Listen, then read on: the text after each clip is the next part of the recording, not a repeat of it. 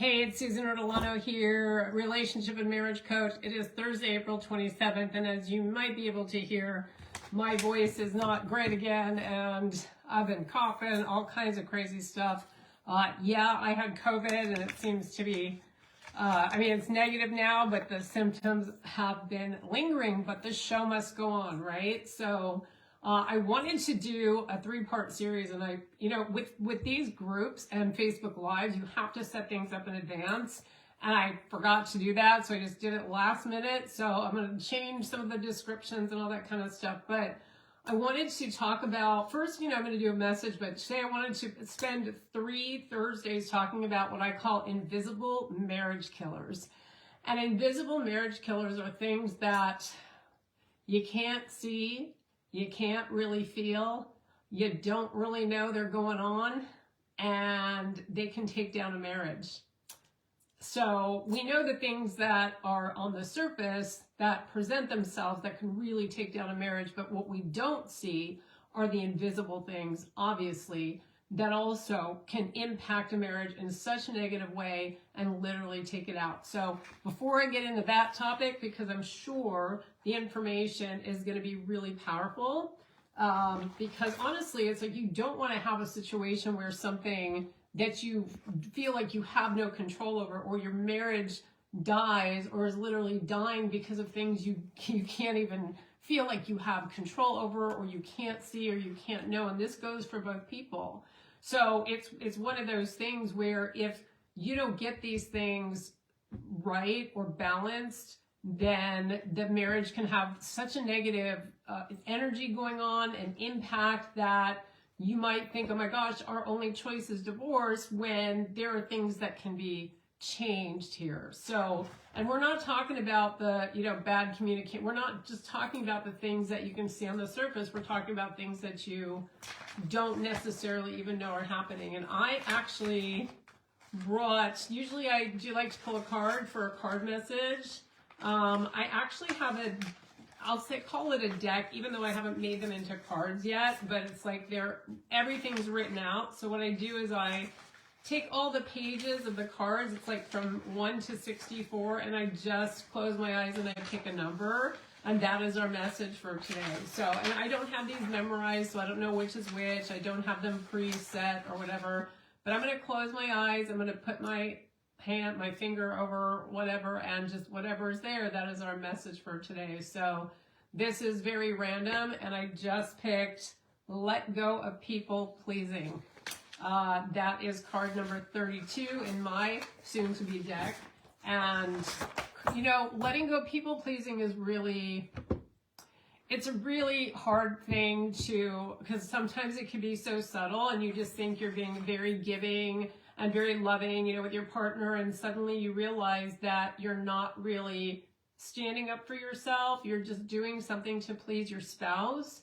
And when you do that, at some point, you're going to build up resentment inside, because you're like, wait, I'm doing all these things. I'm sacrificing myself, all this kind of stuff. I'm saying yes to things that I don't want to say yes to. And sometimes you're going to need to do that, but there's a difference between being giving or accommodating to your partner and the pattern of people pleasing. And this is all about the pattern of people pleasing. Certainly it happens in marriage, it happens in friendships, it happens in family relationships, and it can even happen with your kids, where it's like you don't want to, parents don't want to say no to their kids because they don't want to be unliked. And with spouses, you don't want to be unloved. So your spouse says something and it's like, yeah, sure, I'll do that. Sure, I'll do that. Yeah, we can do that. We can go there. And meanwhile, you're suffering in silence, so to speak, because it's just not what you want.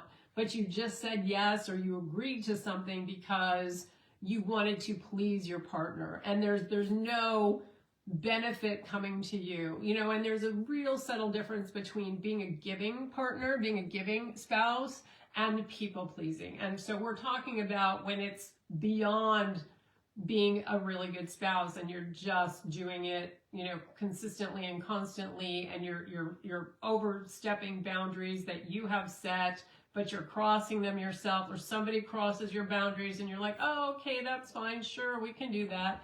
And you're letting somebody really hurt you in so many subtle ways, and you're not going to stand up for yourself because, God forbid, they don't love me anymore. Well, if somebody's doing something that, and you're doing a lot of people pleasing, then you got to start working on yourself, because so that you don't do that. You don't want to train your spouse, and it's like, yeah, I say train because we teach people how to treat us.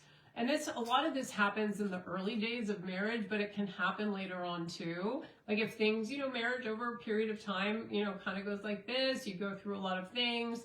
And if you start being too accommodating and you're sacrificing yourself and your needs and you're just doing what your spouse wants you to do, you're going to build up so much resentment that you're going to just say, I'm out of here at some point. And you're not going to challenge your spouse either. You're not going to request what you want. You're not going to be communicating well. It's just, yes, sure, I'll do that. Sure, I'll do that. And then meanwhile, you're sacrificing what you need. Or no, okay, we don't have to do that. No, I don't need any, physical touch, or I don't need any words of affirmation, or I don't need to hear I love you. Whatever, it's like you just want to make sure that you are not people pleasing as a pattern. And that is the biggest thing that this message is really about, is making sure that there is balance in your marriage, making sure that you are not saying yes to everything just to please your partner, but you are speaking your truth. And that does get into what I'm going to talk about today, at least part of it, which I love when messages really lead into what I'm going to talk about. So this first part of the invisible marriage killers, and I know that's like a kind of a harsh way of putting it, but I couldn't think of anything else. But these are things that are, again, invisible. You can't always see them. You don't always know that they're going on. But the best thing you can do, and I'm going to share more about what you can do, is to just become aware. So part of why I'm sharing about this is so you can become aware of things that you might say, our marriage is falling apart and I don't get why. I don't understand why things are falling apart. I don't understand why I just feel like I need to do this, or I don't feel like I want to go near him or her. Whatever it is, it's like there are a lot of subtle energies and unseen things that really impact a marriage in such a negative way that it'll literally take it out. So I wanted to make sure that we talk about that, because, I can, when I work with people, I can just go into communication, conflict resolution. Those are important things too, right? How to rekindle intimacy. And I do all of that, but there's a lot of things that I work on with people that people don't realize will take out a marriage. Sure, rebuilding trust, honesty, all that kind of stuff, a foundation that you can count on to make a rock solid marriage, all that stuff, super important. But these are pieces of things that lead to all of that. And if you don't get these things in a place of balance or become aware of them so that you can actually get help with sorting them through and getting things back on track for yourself, then those other things are just not going to get fixed. Because, we look at an iceberg, right? And I always talk about this because marriage is an inside out process. I don't care if there's two people in here, or three or whatever. But it's an inside out process. And what I mean by that is that what lives inside of you, what you carry inside of you, and I'm going to do a whole Facebook Live on that, is going to be reflected in how you treat your spouse, what you attract, how you communicate, like all the things that live inside of you and the energies around you that you can't even see are going to impact how you are being in your marriage with your spouse, the person that you are, even at work, even with your kids, even with friendships, all that kind of stuff. So it is super important that we take a look at these things. And for people, I have to say, people trying to fix their marriage don't always look at all of these subtle, invisible things. And if they don't, then, they don't know how to they don't even know that they exist. Some people who do, they don't work on it so that they can't improve those other areas, and the marriage just falls apart. And then they think, the only option is divorce, or somebody will get out and do something stupid, or somebody will, sabotage the marriage. We don't want that either. So I'm going to spend 3 Thursdays talking about these invisible marriage killers. And the first thing today I'm going to talk about, and it may sound kind of woo, but I'm going to tell you right now, I am kind of woo. I'm very woo, actually, is the chakra system. And the chakra system are the energy systems that we have in our body. And a lot of times they go out of balance. And when they are out of balance, they can cause all kinds of things in the way we behave, what we attract, who we're being in a marriage. They can affect us physically, they can affect us emotionally, and sometimes you're sitting there going, I feel like unmotivated for this, that, and the next thing with my spouse, and you don't even know why. You just feel that way, and sometimes it is the energy system of our body, the chakra system. So I'm going to share about the chakra system and how each of the 7 chakras, there are more chakras, but we're going to be talking about the basic ones that are well known for people who understand the chakra system. We're going to talk about that and what they represent and what happens when they're off balance in a marriage. So first we're going to start at the bottom, and the bottom is literally the bottom. It is what we call the root chakra. It's at the base of your spine. And the root chakra is all about, really the root chakra is about family of origin and safety and grounding and security and all that kind of stuff. And if you're somebody who has come into a marriage with major family of origin issues that have not been healed, then you are bringing in a lack of safety feeling into a marriage. And then that's going to get projected onto your spouse. And it may be something that your spouse may not be providing for you, or that you don't naturally feel about yourself. And also it can cause fear of the safety of your spouse, where you're constantly worrying about what's going to happen to your spouse. Is something going to happen? Are they going to die? Is somebody going to stab them? Whatever. Are they going to get into a car accident? And that is going to wreak havoc on your nervous system. Lack of prana, which is life energy, and it's sort of like where it's just you're fatigued, and I'm not talking about because you're taking care of kids or you have a busy schedule. It's like deeper fatigue. It is lack of energy, and sometimes it is because you have such demanding career, or you've got a lot of stuff on your plate, and that lack of life energy is going to kind of come into your marriage a little bit. If you're working too much, if you're not, doing things that leave space for your marriage because you're like, I got to work 10 hours a day, or, you are still taking care of kids at home and you are devoting all your time to the kids, and you're not giving nurturing, loving time to the marriage. The marriage is like a third entity. It's like a plant, if you will, and I know it's like bigger than a plant, but you've got to water it, you've got to tend the soil, you've got to put something in it, and if you don't have that energy to do so, then it's going to start to wither.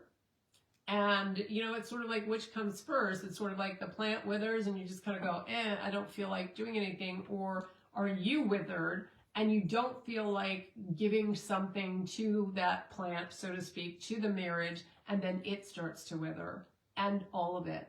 And certainly the base chakra, the root chakra, can off balance, can be lack of activity in the marriage. Like if you're not nurturing this marriage, if you're not spending time with your spouse, then it's going to wreak havoc. If you guys aren't doing anything together besides, like, hey, the groceries have to be picked up, the dry cleaning has to be, the kids need to be taken. Like, if that's all your marriage is about, and the occasional sex, then you do not have a lot of activity in the marriage. And that lack of activity can be a root chakra issue, and it can affect the root chakra, and the root chakra can affect the marriage. It can go both ways. So the second chakra is what we call the sacral chakra. The sacral chakra is right around your belly button and all the way around. And the sacral chakra is the relationship chakra. It is the sexual chakra as well. So if you're having sex issues, if there's a lack of flirting and playfulness and Poor conversations and communication can be a few of the chakras, but if you're not talking about sexuality, if you're not sharing about it, then that can be a sacral chakra issue. If you're not creating together, the second chakra is also with women, it is the creation. It is giving birth. It is giving birth to something. If you do not give birth to children, which is a sacral chakra, obviously that's where the womb is, you need to create something. And for men in that area, sure, men, you are participating in the conception of a child, but you want to make sure that you're working your creative energy. And creativity can be in your sex life. Creativity can be something that you guys create, like a vision for your marriage. Creativity can be something that you do together that is really fun, and really works the creative muscle. Let's just say you want to build something together for your house, or get something from IKEA and build it together. That's still creativity, even though like they come with the parts. But also, the beginning of creating a child and bringing that child into the world, that's a creative process that you do together. And so that sacral chakra is so critical for, all these are critical for having a great marriage, but this one really, the sexuality of your marriage, the intimacy is so critical. This really represents a lot of the physical intimacy or lack thereof. And if this chakra is out of balance, your physical intimacy is going to take a toll and take a hit, so to speak. Next, we have the solar plexus, and it's right, for women, it's right under the breastbone, I guess men too, right in the upper area of your stomach. When somebody says, my God, I got a knot in my stomach because I'm so worried, that is your solar plexus. And that is the third chakra, as we call it, and it can be create aggression, irritation, jealousy, control issues, the will to want to dominate the other person and control them and boss them around, control the marriage, have, again, overly emotional quarrels, but that I'll share the chakra that really runs the communication issues. This could be career issues too, where it's like somebody gets laid off from their job, or they get fired, or work's not going well. It hits you right in the solar plexus, and it can take a toll on the marriage. And certainly this is something that is super subtle, and I'm going to talk more about this, but there is a trait called a high sensitivity trait. There are people who are called empaths, or highly sensitive people. It's about 20% on the highly sensitive, a little bit less of the population, and it's pretty much equal men and women, but these are people who are highly sensitive. And I mean highly sensitive emotionally, physically, intuitively, can pick up energy of others, can read the mood in a room, may have a hard time, maybe more introverted, although there are extroverted, sensitive people as well, but they refuel by being by themselves. And so if you've got an introverted, highly sensitive person with somebody who's an extroverted person who doesn't have the trait, there can be a lot of clashing. And the solar plexus is where we hold energy. And if you're holding energy from your spouse, let's just say your spouse comes home from a bad day of work, and they're irritated and they're angry and they're wah about what's going on at work. If you're a sensitive person, you can literally, right in your solar plexus, take on that energy and suddenly start to feel irritated and angry yourself, take that out on your spouse and wonder what the heck is going on. So it's one of the solar plexus is where we hold energy, that comes from the outside. And some people will take on the energy of the entire planet, what's going on in the world, just other people, and have to be very diligent in how to clear energy. And I'm going to talk about that in one of the other invisible marriage killer Facebook lives. But that is something that, most of the clients I work with, because I am a highly sensitive person and an empath, and so is my husband, I tend to draw in people where one of them has that sensitivity trait and one of them does not.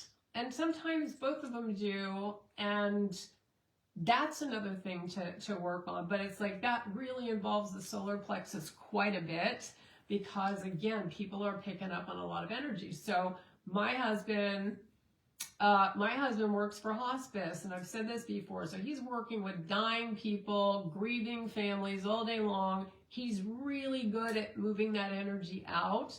But sometimes he'll come home, he'll tell me about a patient who's got like ALS and all they can do is blink, or some kind of suffering, and I'm just like, because I can feel it. And I don't want to take on that energy, so I have to use the tools that I have to take care of myself. Otherwise, I will walk around with that compassion that can be really get to a point where it is like I'm suffering because somebody else is suffering. It's like when you look at those commercials where they're the dogs who are being mistreated and they need adoption, or they need, send $5 and save an animal. It's like, I can't even watch those. So highly sensitive people are sensitive to like even fabric, foods, their skin can be sensitive. The emotions are sensitive, and some people, it is, we'll say, common for men to suppress their emotions and women to be more outwardly emotional, because that becomes a cultural thing. But if you have a highly sensitive man who is taught to suppress his emotions, that's really hard. And then they tend to shut down, or they tend to lash out, and then it affects the marriage. So this is one of those things where, part of why I'm sharing all this is because these are invisible marriage killers, and they are things that people don't think about when they think about how do we transform or save our marriage. So that is the solar plexus. It's all of these have so many more aspects to them, but I'm just giving you sort of the main things to be conscious of and aware of. The heart chakra. We love the heart chakra, but if it's unbalanced, there can be resentment, a lot of negative emotions, a lot of grief, blame, misunderstanding of feelings. It's like, oh, I was just talking to a woman this morning, and she's in a dating situation. She's not married. She's in a dating situation, and she says, I don't even know how this man feels about me. He doesn't share. So then she watches how he behaves, and sometimes she's a very words person. So sometimes she misunderstands his feelings. Obviously, he cares about her. Otherwise, he wouldn't be in the relationship. And she just like, gosh, maybe I'm just unlovable. And I'm just like, no, that's not it at all. That's not it at all. But with a closed heart chakra, and a lot of people close down their heart chakra because they've been hurt in the past. There's so many things that can affect the heart chakra, like you lose somebody, that's loss, grief, all that kind of stuff really sits in the heart chakra. And there are things I like to, and I'm going to probably start doing that. I like to post, I love frequency music, and it's frequency music that has a frequency underneath that's going to help one of the chakras. And on the weekends, I'm probably going to start putting there's all over YouTube for free. I'm probably going to start putting them in so people can listen and just really nurture, some of the chakras, especially the heart chakra right here. Certainly, people who have an imbalanced heart chakra don't have compassion for themselves. They have a hard time loving themselves. And I know that you might think, oh my God, that's Susan, that's everybody on the planet has a hard time loving themselves, which can be an accurate statement. Most people on the planet, the worst thing that can happen to somebody is being in solitary confinement, because they are there with themselves. There's nobody to talk to. All they have is their thinking, their feelings, their thoughts, and they're there with themselves. And if you don't love it, they don't love themselves, which, if you're in prison, likely that is the case, then it's gonna be kind of a miserable experience. So we want to make sure that the heart chakra is beautifully balanced. So not only do you love each other and have compassion for yourself, but that you are able to love your partner and feel that love for your partner, even when there is conflict. Underneath that conflict, there is still love, and you want to be able to keep your heart chakra balanced. And sometimes just going like this, you can feel the heat from your hands, and it feels really warm and good, and it can really help that area. So next we have the throat chakra, and obviously mine's having a little bit of a time right now because I had COVID, and it's like some of this stuff is still going on. So I've had to really try to nurture my throat chakra. Throat chakra can be, you know, from a physical perspective, it can be thyroid issues, the sore throat, but you know, the sore throat and all that kind of stuff isn't alone. It comes with a whole thing. But failure to communicate well, this is where communication can just go by the wayside and be yelling or shut down because the throat chakra isn't balanced, or people are not expressing themselves well, or they don't know how to express or communicate well. Negative words are used. Really negative words can go to themselves with the throat chakra as well, and people can shut down. There can be a lack of honesty. We don't like that with an imbalanced throat chakra. And so the throat chakra is really where you're going to have your communication issues if it's not balanced well. Not an intent to even try to fix the communication issues, but the throat chakra balance can really help people with communication, which is super cool. Third eye, right here, this chakra, it's between the brows, a little bit up. This is, they call it the third eye. It can also be called the Ajna chakra, but it is off balance, lack of trust.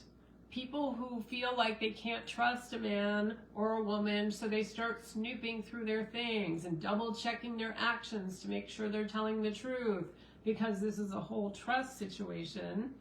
Lack of support of each other's dreams. And you know, it's like sometimes it happens, somebody comes up with something that they really have passion for, and the other person's like, don't do that. You'll never be great at that. Or just say, no, it costs too much money, or I don't want you to have that. And you know, so many people tell me one of the biggest issues I hear besides the typical communication, lack of intimacy, is I don't feel supported. And that is an imbalance in the third eye. Vision and dreams are all in this area as well. And if you don't have a vision for your marriage, certainly that affects the sacral chakra, the belly area, as I talked about, because that's creativity, creating. But having a vision for the marriage, even if you do it like every year on your anniversary or January 1st or whatever, these are not New Year's resolutions or anything like that. This is the vision. This is what you want to create, and this is what you envision with your partner about things that you want to accomplish. We want to go to France. We want to go here. We want to get this done. We want to have this done to our house. We want the kids out. No, I'm kidding. We want to share this, that, and the next thing. We want to increase our financial wealth. I mean, all these things can be something that you share as a vision. We want a new home. That's a beautiful vision that a couple can put together, and that nurtures that third eye area. So then lastly, we have the crown chakra, which is right here. And if you put your hand here, if you're sensitive enough, you'll feel heat. And you'll feel heat like putting your hand on all the different chakra areas, because these are energy centers. And there are even chakras that come through your hands and all that kind of stuff. And that just gets into like a lot of chakras, and I'm trying to do the base ones. But crown chakra is more of a spiritual, higher power kind of chakra. You don't have to be religious or anything like that. But it is lack of higher awareness, a lack of understanding or even thinking about the deeper meaning of your marriage. Some people get married, you know, we love each other, we're attracted to each other, we have sex, we procreated, so we have kids, we have our jobs, we have our house, we have our cars. We're doing great. We go out to dinner here and there, we're doing great. And that's all great, that's all very surface level. And so the crown chakra is just a high intentional, conscious level awareness, the deeper meaning of what marriage and that connection and that sacred energy together that you don't have with anybody else is all about, and what you stand for, and what the marriage is about. Like, what are the values that you have for this marriage? And it can also lead to no motivation or interest in intentionally growing together, because marriage is about growth. And I'm going to talk about that in one of the other silent marriage or invisible marriage killers. One of them, silent marriage killers. That sounds like a Lifetime movie. Invisible marriage killers. We're going to talk about some of the other energies and other things that can impact a marriage in such a negative way that people literally think they need to separate and get divorced. But there is a way to fix things. So why do the chakras even get off balance? Why do these energy centers get off balance in the first place? Some of them are just really easy fixes.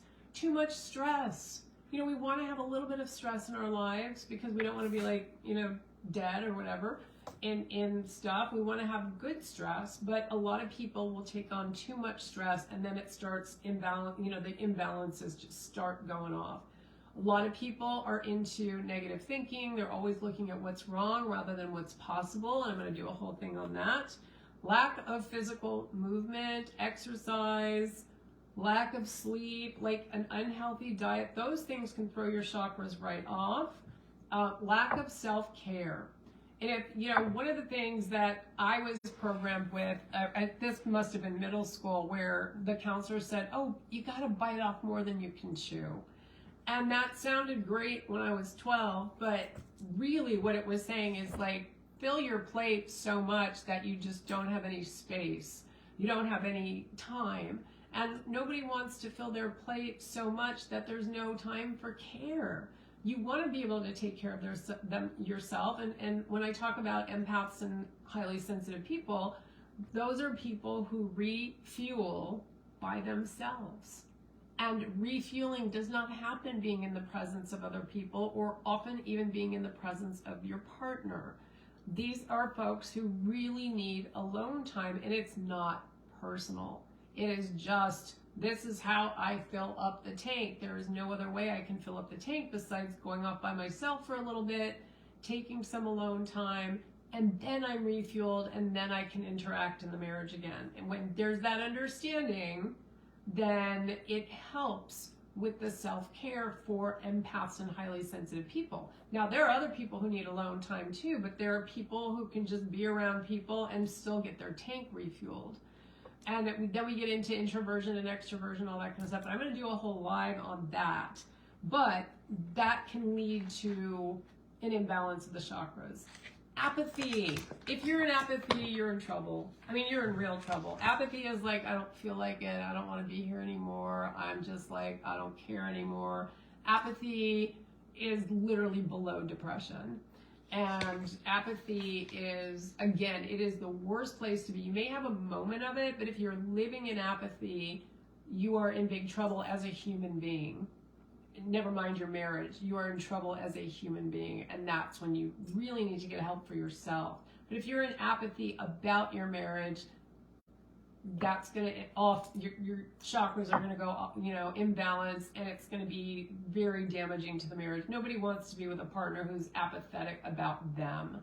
That is, nobody wants to be in that, but it'll throw your chakras off as well. Certainly unhealed trauma can throw your chakras off, systems off, especially here, the heart chakra, the solar plexus, the root chakra. Unhealed trauma is, you know, lack of safety. And a lot of people don't think they have unhealed trauma, but there is unhealed trauma. And I will be speaking about that and how that impacts the marriage as well. Lack of prana or life force. If you're like, again, not taking care of yourself, or you don't have a joie de vivre for life, and you know, you're just sort of like, I just don't have it in me. I'm so fatigued. I'm so overworked. This kind of comes from that overworking and too much on your plate and taking on so many things. Sure, I'll volunteer for that. Sure, I'll carpool. I'll do the carpools. Sure, I'll do this, that, and the next thing, and you already worked a 10-hour day. You are going to get yourself, the life force in you is going to start to drain, and that's going to, you know, get your chakras off balance and create all kinds of havoc. Limiting beliefs that we have, and I'm going to do a whole thing on that, lead to stress, lead to all that negative thinking, lead to all that self-doubt, and confidence is the third chakra as well. So if you are in doubt about who you are and you are in doubt about your partner, that is a third chakra issue, and it's going to cause a third chakra issue, and the third chakra is just going to really respond to that. But also it's the off balance of the chakra that can also lead to it. So it's a back and forth situation. So those are some of the leading causes. There are certainly other ways that your chakra energy system in your body can be off balance. Again, you cannot see a chakra, right? You can't go, oh, here, I can see my chakra right here. You can actually put your hand in those areas and really feel the energy centers, but they are there. And if they are not balanced, if they are off balance, then it can be a contributor that is invisible to the demise of a marriage, or to why there's a lot of conflict in the marriage. So we don't want to leave any stone unturned. We don't just work at things on the surface. We may start there to put out the fire, but ultimately we have to dig really deep into things that are underneath what we can see that will absolutely get to root causes. And when you get to root causes and you yank out the weeds and they're not growing back, and you're handling all the energy centers and the things that I'm going to talk about in the next couple weeks that are invisible, all those little nuances will add up to be able to have you able to fix some of the other things that are going on in the marriage. These in of themselves can really kill the marriage, but they do create the problems with intimacy, with communication, with conflict, and with, just general getting along. People are either gonna, what's the fight, flight, or flee? Fight with each other. Flee meaning shut down, try to not be home, which is horrible if you don't feel comfortable coming into your own home. And or fight, flight, or freeze, or just really just shut it off and freeze and not communicate and just really go inward, and that's where your suffering is, or your negative thinking, or I don't like my spouse anymore, or my gosh, she did this to me, or he did this to me, and that then gets into victim energy, and we don't like that either. So we will be talking more about some of these invisible nuances, these invisible things that can make or break a marriage. And certainly, how many people out there can you go to and say, can you help me with my chakra balance and my energy and all that kind of stuff? You're not going to find a lot of people who can do that for marriages.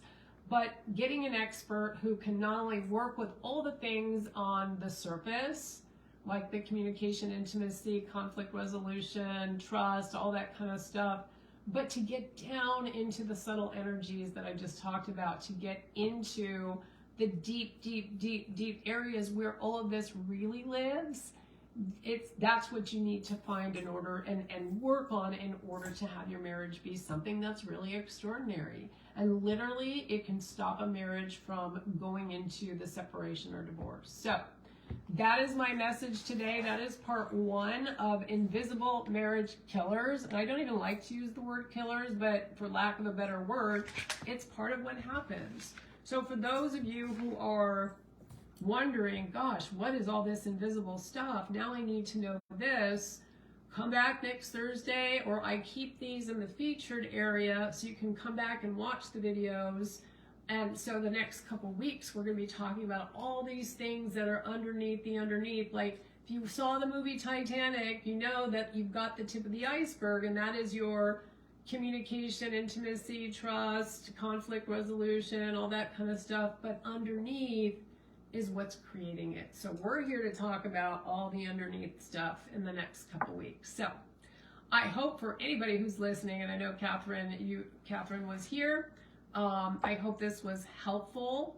And it, for some people it may sound a little woo, a little new agey, but that's me. So I'm not going to pretend that those things don't make an impact, because, oh my God, they do.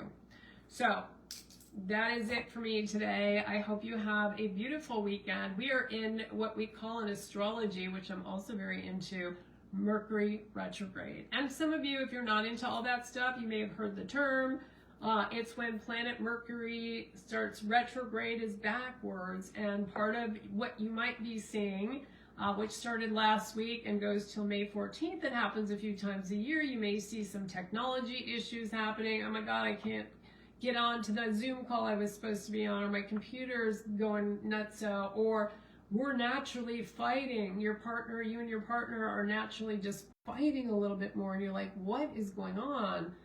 We don't usually fight. We fight, but we don't usually fight like this. Or you may miscommunicate or have miscommunications. You may miss emails, phone calls. Oh, I left a message for you, and you're like, I never got it. These things are heightened, and certainly sometimes accidents, power outages, all kinds of stuff happen during Mercury retrograde. We really want to try to not take Mercury retrograde and go, oh my God, brace for impact, but we really want to try to learn from what is going on in the 3 weeks. It can be a great time of reflection, but also it is something that can influence communication, because Mercury rules communication when it comes to astrology. So, May 14th, which is my husband's and my anniversary, that's when it ends, this particular cycle. It happens 3 to 4 cycles a year for about 3 weeks at a time. And, you may start noticing some, again, enhanced issues. Oh, your car broke down, or there was an accident, or, the power went off, or your computer. So far, there was just one message that somebody sent me, on Messenger, a voice message. It was just all garble. Sometimes when I do these Facebook Lives during Mercury retrograde, I'm not on Wi-Fi, I'm on data, but the cell tower isn't working as well, and it says poor, whatever, and it shuts up for a little bit. So far, so good. So that is it for me today. Have a beautiful weekend, and I'll see you next week. Bye now.